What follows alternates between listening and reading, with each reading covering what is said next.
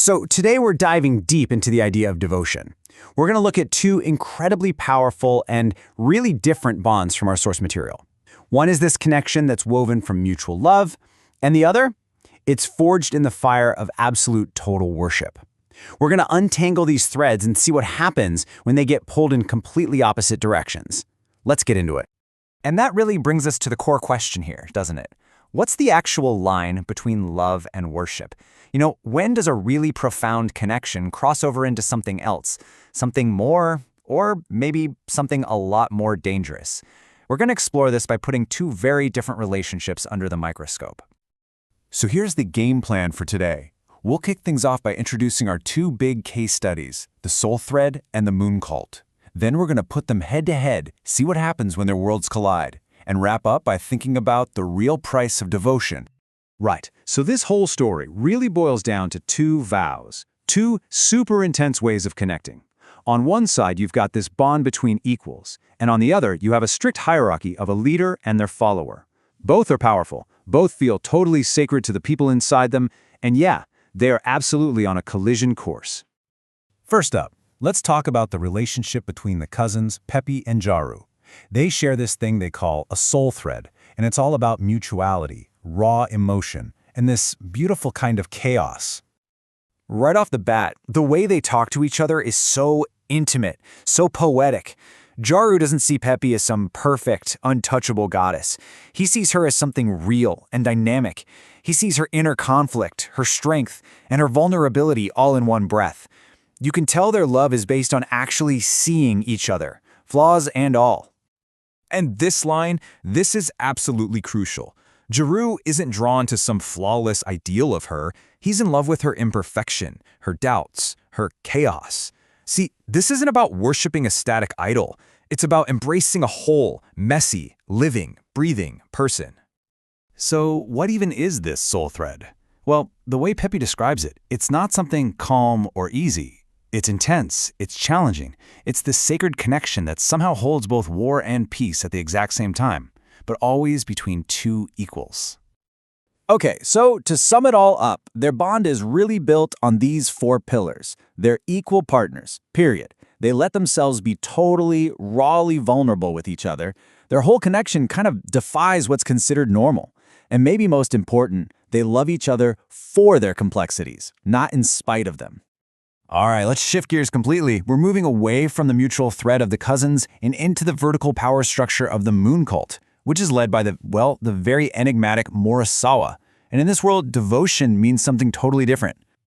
The way into this world is this highly structured, intense ritual, and every single step is designed to erase the individual. You start by literally forgetting yourself, then you have to prove your hunger for the leader, surrender something from your past, and finally, you're sealed and basically remade in the cult's image. And once you're through all that, you don't even have your old identity. You get a new title, Viva Mora. It's a sign of a complete transformation. You're not who you were before. Now you're defined completely by your connection to the cult and its leader. This line from Morrisaawa herself, wow, it just lays it all out there, doesn't it? It's not about partnership. It's not about walking a path together. It's about absorption. The goal is for the follower's identity to completely dissolve into the leader's. It's a vow of self-destruction, really. And this command, it's just brilliant in a really chilling way. It shows you the mechanics of that surrender. The act isn't meant to feel shameful, but it is designed to break down your pride, which is kind of the last thing you have that's your own. It's a physical act of total psychological submission, just reframed as something holy. So now that we've really looked at both sides, let's put them right up against each other. How does the soul thread of mutual love really stack up against the moon flame of absolute worship? Man, when you lay it out like this, the contrast is just crystal clear. Look at the power dynamic. Equal partners versus a leader and a follower. The vow is made to each other versus to one person. The language they use tells the whole story. Us, thread, chaos, versus me, absorb, surrender. Even the key physical actions, interlacing hands versus kissing feet, that says everything you need to know about equality versus hierarchy. Listen to Jarru's words here. He's creating this private, shared world. Breathe for us is an invitation into a sanctuary built for two, a space where they exist just for each other, on totally equal terms. Now compare that to Morrisaawa's whole philosophy. It is the polar opposite. A vow isn't a mutual promise to be accepted, it's a thing to be consumed. All the energy flows in one direction, inward, to her. The difference between us and I just couldn't be more stark. So you just knew it was coming, right? What happens when these two opposing forces can't just exist in their own bubbles forever? Well, these two worlds were always destined for a head-on collision. And the stage is set perfectly. You've got this dramatic cliffside, a full moon hanging in the sky. I mean, it's the perfect backdrop for a clash between these three incredibly powerful figures, where everything they believe in is about to be put on the line. And Morrisaawa's defense of herself is, honestly, it's incredible. She sees her power not as something corrupt, but as something she rightfully claimed for herself, because the world wouldn't just give it to her. It is a chilling, but you have to admit, a very compelling take on her own ambition. And this exchange right here is the absolute heart of the entire conflict.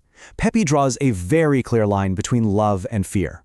But for Morrisaawa, that line just doesn't exist. In her world, devotion that's born from fear is just as valid, just as real as devotion born from love. What a stunning and terrifying answer. So after a confrontation like that, where are we left? Let's try to boil this all down to the core takeaways about power, about connection, and about the very, very high price of devotion. So, what have we really seen here? That devotion can be horizontal, a thread between two equals, or it can be vertical, a ladder of power. The language people use, us versus me, is the biggest clue to that power structure. And at the end of the day, the conflict over where you draw that line between sacred love and dangerous control, that's what drives this whole story. Which leaves us with this one final lingering question. At what point does a sacred vow curdle into something else? When does worship stop being sacred and start becoming an act of Arreqqana? It's a question worth thinking about long after this is over.